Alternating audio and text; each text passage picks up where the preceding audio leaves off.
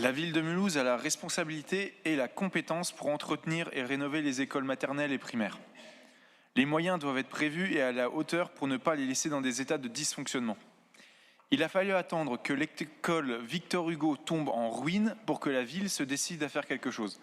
La reconstruire entièrement était donc une nécessité, tant l'état du bâtiment était irrémédiablement en déliquescence.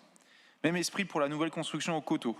Vous communiquez beaucoup pour vous féliciter d'investissements qui ne représentent en réalité que le strict minimum que l'on doit attendre de votre responsabilité d'élu, puisque l'éducation est une compétence municipale obligatoire.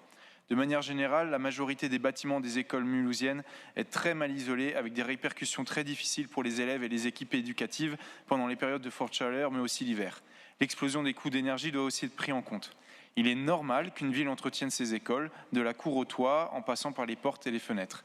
Des solutions et des aménagements, ombrières, isolation, sont à apporter pour l'ensemble des bâtiments en parallèle du calendrier des chantiers de rénovation déjà en cours. À une autre échelle, nous vous remercions de la transparence dont vous avez fait preuve lors de la commission éducation, confirmant que dans les écoles mulhousiennes, le Wi-Fi dysfonctionne, les tablettes numériques sont manquantes, pas à jour ou totalement obsolètes. Vous reconnaissez qu'il n'y a pas de maintenance parce que vous ne trouvez pas de prestataire pour le faire. Pourquoi n'est-ce pas le travail des agents de la ville ? En l'état, les élèves de Mulhouse ne peuvent toujours pas s'approprier les outils numériques arrivés à la fin du CM2 et, contrairement à ce qu'on nous a répondu un jour, non, ce n'est pas aux professeurs des écoles de Mulhouse de quémander auprès des collèges l'utilisation de leurs salles informatiques. C'est votre responsabilité. Quand nous écoutons les professeurs, nous relevons leur lassitude et leur résignation, eux qui ne parviennent pas à obtenir le matériel dont ils ont besoin, soit parce que les directions n'osent pas faire remonter les demandes par peur d'obtenir encore moins, soit parce qu'on ne leur répond pas quand ils en font eux-mêmes la démarche.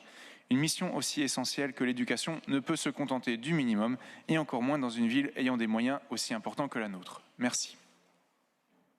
Chère Chantal, je te laisse répondre.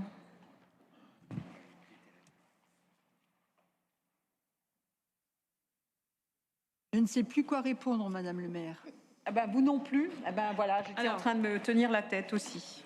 Je me permets quand même de vous répondre avant tout que vous faites une synthèse bien courte de la commission éducation qui s'est tenue, et je vois que M. Simeoni hoche favorablement de la tête, qui s'est tenue il y a quelques jours, réunion au cours de laquelle on a abordé toute une série de thématiques. Et on vous a rappelé tout ce que nous faisions et dans l'ensemble, vous étiez assez en phase avec ce dont on parlait.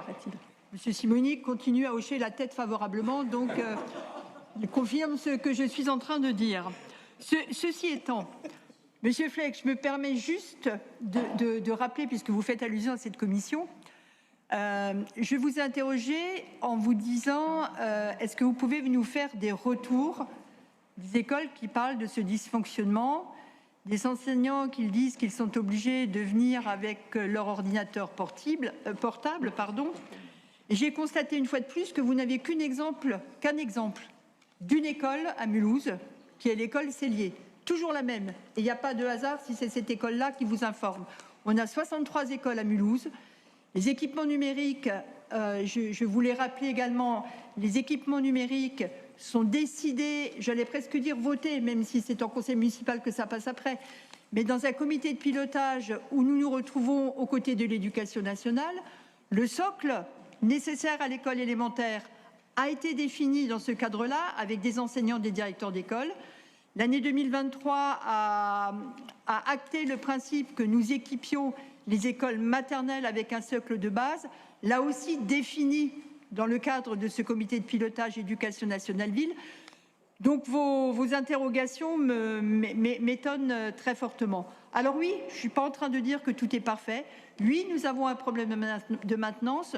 Oui, effectivement, nous n'arrivons pas à trouver de prestataires, maintenant qu'Orange ne les fait plus, de prestataires qui répondent au marché pour envisager la maintenance de tout notre matériel.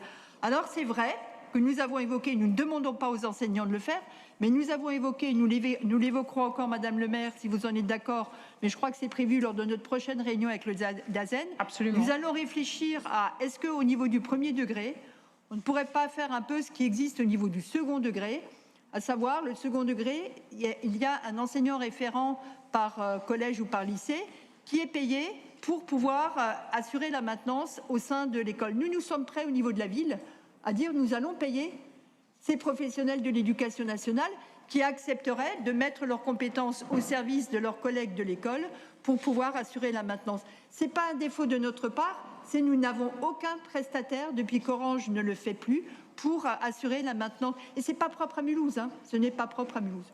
Voilà ce que je voulais dire en quelques mots. Moi, je suis bien triste quand on dit qu'on a attendu que l'école Victor Hugo tombe en désuétude, chère Chantal. Pardon ? En ruine, pardon. En ruine, c'est pire encore. Ouais. Moi, je pense que l'éducation à Mulhouse et tous les intervenants et toute la communauté éducative à Mulhouse méritent mieux que ça, méritent mieux que ces propos. Monsieur Fleck, je vous invite à vous rapprocher de nos services pour savoir quel est le temps du projet, le temps que met une école comme Victor Hugo à se construire, avec tous les aléas qu'on a pu en attendre, évidemment aussi avec Covid. Rappelons quand même que pendant 2 ans, les choses se sont arrêtées net au niveau des chantiers.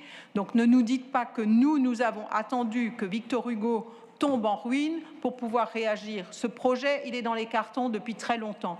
Mais nos services sauront mieux vous le dire. Je vous invite à vous rapprocher d'eux et vous verrez le temps du projet, vous verrez le temps de la réflexion. Et je dois dire à ce sujet-là, et j'en remercie Monsieur le Directeur Général des Services, pour que ce projet soit un projet exemplaire, nous avons embauché un architecte qui s'est occupé uniquement de Victor Hugo. Donc je ne peux pas entendre ce que vous dites, Monsieur Fleck. Ah, le minimum. C'est le minimum, Monsieur Fleck. Alors, on peut vous faire parvenir le montant des maintenances que nous faisons tous les ans. Et rappelez-vous quand même qu'il y a 3 nouvelles écoles qui sortent de terre au niveau des coteaux. Voilà, Victor Hugo également. Et le temps du projet, ce n'est pas 15 jours, ce n'est pas 3 semaines, c'est des années, Monsieur Fleck. Parce que les financements, il faut aller les chercher. Chantal, tu souhaitais... Moi, je suis... Franchement, j'ai honte pour la communauté éducative que de dire des choses comme ça. Je peux pas me taire face à ce genre de propos. Je tiens à préciser que des journaux comme la Gazette des communes, des associations qui au niveau national parlent du bâti dans les différentes villes de France, invitent la ville de Mulhouse, les élus et leurs services à venir présenter ce qu'ils font sur leur territoire. Moi, je pense qu'au contraire, il faut qu'on soit très fiers de notre plan école, très fiers de notre plan école, où je le rappelle, à la fin, ça sera près d'un quart de nos petits Mulhousiens qui seront dans des locaux flambant neufs, avec pas juste le minimum 4 murs et un toit, avec des espaces pensés, du mobilier adapté, une concertation avec les équipes, avec les parents. Très fiers aussi de la richesse de notre patrimoine scolaire. Quand on passe devant l'école Thérèse, quand on va dans les couloirs de l'école du Drouot, quand on voit les briques de l'école du groupe scolaire Drouot, quand on voit la façade de l'école Koechlin, enfin, et on pourrait multiplier les exemples comme ça, on a un patrimoine scolaire hyper riche que nous tenons à préserver avec toutes les difficultés que cela engendre. Hein. On voit dans certaines écoles, on veut faire un ascenseur, on ne le peut pas parce que les bâtiments de France nous disent à l'extérieur c'est pas possible, la façade est classée, etc. Enfin, on se donne toutes les peines du monde à faire en sorte que nos patrimoines scolaires demeurent ce qu'il est aujourd'hui et ce qu'il sera encore demain. Merci Chantal.